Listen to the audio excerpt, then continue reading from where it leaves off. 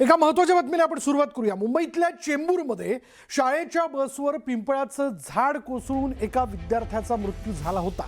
या प्रकरणी महापालिकेने नियुक्त केलेल्या चौकशी समितीने आपला अहवाल सादर केला। उद्यान आणि रस्ते विभागाला या चौकशी समितीने क्लीन चिट दिली आहे। झाडाजवळ पर्जन्य जलवाहिनीचं काम करणाऱ्या कंत्राटदाराने पुरेशी खबरदारी घेतली नसावी आणि त्यामुळे त्याला 5 लाख रुपये दंड करण्याची शिफारस या अहवालात करण्यात आली आहे। दुर्घटनेमागे अतिवृष्टी, वारं, झाडांची स्थिती आणि इतर नैसर्गिक कारणांचाही परिणाम असू शकतो असंही या अहवालात नमूद करण्यात आलंय। भविष्यात अशा घटना टाळण्यासाठी झाडांची नियमित तपासणी तसंच वैज्ञानिक छाटणी करण्यासारखे उपाय सुचवण्यात आलेत।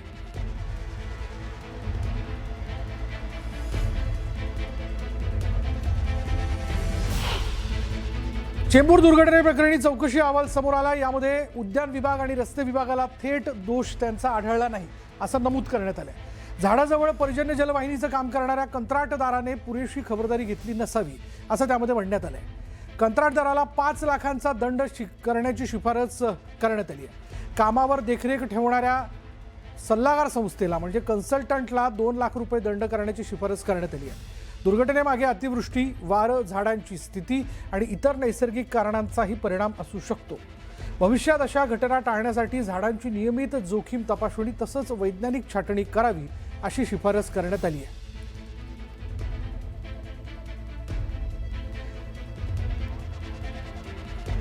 त्यामुळे या सगळ्या प्रकरणामध्ये एका लहान मुलाचा म्हणजे 11 वर्षीय विद्यार्थ्याचा जीव गेला। या प्रकरणात उद्यान आणि रस्ते विभागाची काहीच चूक नसावी का? आणि या सगळ्या याच्यात या अहवालात हा मुद्दा नमूद करण्यात आलेला आहे की या दुर्घटनेमागे अतिवृष्टी, वारं, झाडांची स्थिती आणि इतर नैसर्गिक कारणांचाही परिणाम असू शकतो। पण मग दरवर्षी पावसाळा येतो आणि पावसाळ्याच्या अगोदर म्हणजे यंदा तर पावसाळा उशिरा आलेला आहे। असा असताना ही पडायला आलेली झाडं, भव्य अशी झाडं, याची फांद्या का छाटण्यात आलेल्या नव्हत्या?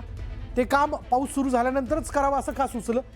चला याच विषयी आपण बोलणार आहोत। संदीप देशपांडे याविषयी आपण बोलणार आहोत आणि त्याबद्दलची प्रतिक्रिया आपण जाणून घेणार आहोत। कंत्राटदाराला 5 लाखांचा दंड करण्याची शिफारस करण्यात आली आहे। या सगळ्या गोष्टींवरती म्हणजे कंत्राटदार काम करतोय की नाही या गोष्टीवरती देखरेख ठेवणाऱ्या कन्सल्टंटला 2 लाखाचा दंड जो आहे करण्याची 2 लाखाचा दंड करण्याची शिफारस करण्यात आली।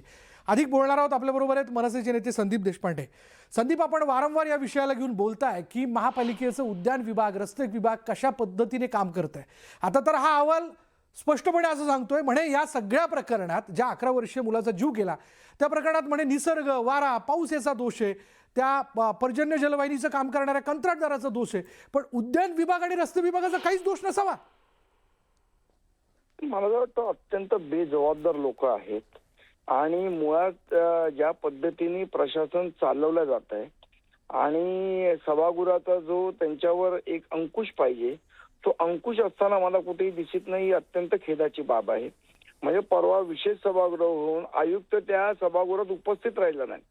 आयुक्तांनी त्या सभागृहामध्ये एक आयुक्तांची जबाबदारी असते की सभागृहाला त्यांनी अवगत केलं पाहिजे की काय घटना घडली आणि काय त्याच्या चालू। आयुक्त स्वतः येत नाहीत। म्हणजे इतका बेजबाबदारपणा महानगरपालिकेत, मी नगरसेवक होतो 5 वर्ष, आम्ही कधी बघितला नाही। या बेजबाबदारपणे आता प्रशासन वागतंय। यात उद्यान विभाग आणि रस्ते विभागाला क्लीन चिट देऊन आपलं ठेवावं झाकून असंच धोरण रेटण्याचं काम महापालिका करतंय का? हा, निश्चितपणे मला वाटतं, मला माहित नाही हा अहवाल कोणी दिला आणि कोणी बनवला ते, मी अजून वाचला नाहीये तो अहवाल। आता आपल्या माध्यमातून ही गोष्ट कळलेली आहे। उद्या अहवाल वाचून निश्चितपणे आम्ही सविस्तर याच्यावर बोलू, पण अशा पद्धतीने मग कोणाचा दोष आहे? जर कोणाचा दोष नाही तर मग दोष कोणाचा आहे? आणि मग लोकांनी कोणाकडे बघायचं? मग तुमचा दोष नाही तर तुमचं क्रेडिट पण नाही कुठल्या गोष्टीचं। धन्यवाद आमच्याशी बोलल्याबद्दल। महत्त्वाचा मुद्दा संदीप देशपांडे या ठिकाणी मांडलेला आणि न्यूज 18 मराठी देखील या अहवालाच्या विषयाला घेऊन आपले सवाल उपस्थित करत आहे।